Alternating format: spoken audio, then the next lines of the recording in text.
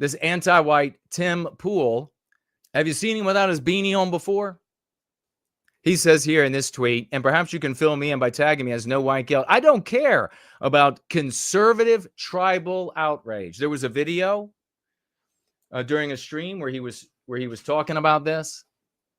He was saying he said, "So what, are we against self-defense now?" And I was just making fun at our last gathering of this anti-white POS, because anti-whiteism is everywhere in the world. You cannot open your eyes without seeing the infliction of injury on the white race. But this non-white, biracial, typical of a biracial, so many of them in the white race, hates the white side, wages war on the white side. Anti-whiteism everywhere. We've had people in this community reach out to his producers, different people that were working with him. I reached out several times to him, even by way of snail mail, living close enough to be able to show up in the studio to talk about anti-whiteism. There were several stories that he covered that were really relevant to the topic. And this ass polyp Pool decided, no, he's not going to talk about anti-white because he hates white people. He is anti-white, period.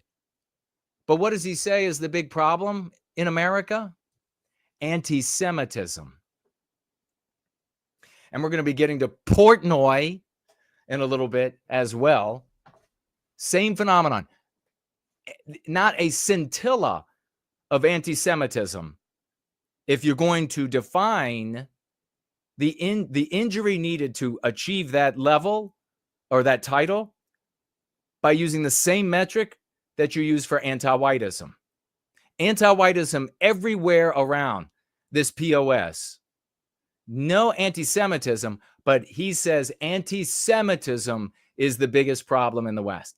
People objecting to any of their claims, most of them since October 7, as a consequence of Israel's invasion of Gaza. Well, that's where most of the criticism is coming from. So people disagreeing with that. And then, of course, all of the abstractionists saying, oh, it has nothing to do with Jewish people. It's just to do with the way that this government is behaving. My friends, are you actually telling me that the Jews, or specifically Israeli Jews, defend their government as though it is themselves? Wonder where you might have heard that before. Has anybody ever told you that we don't defend our norms and customs and mores? We don't defend them as abstractions. We defend them as us.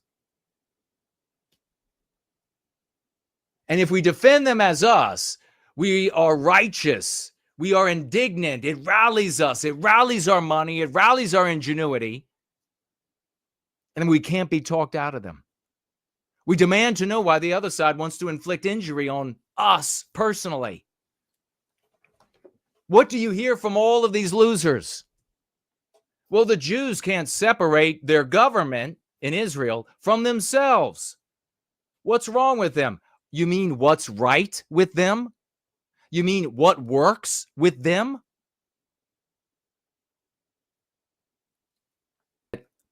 A percentage of Jewish people stick together for individual well-being by way of group well-being. So these same white people condemn yet again another behavior that is as true as and real as rain as on my trip down to this picnic, that is going to work like gravity, that is going to succeed, and they criticize it. So no anti-Semitism if you're going to measure it against the anti-whiteism, where we are being butchered alive, where all of our norms are being white erased, and we try to have a conversation with people about why we should have a civil society that looks like this, and why aren't they all of these other people's coming in should have to imitate us, and why does it have to be changed, and this is a nice way to do things, and why would you come to our house and our country and want to change things? Stop it. Demand to know why they're so anti-white. Demand to know when they want to take away our civility, when they want to change our architecture, when they want to put up signs in foreign languages, when they want to insert their holidays in our environments, why they want to harm us. Let them sit around and wonder why the white race can't see the difference between civil society in the West and themselves personally. Let them wonder why the white race shows up vociferously with righteous indignation, defending our right to self-defense or freedom of speech or the identity of America or our countries, as though you are shoving a knife in ourselves. Let them wonder why there isn't a difference for us.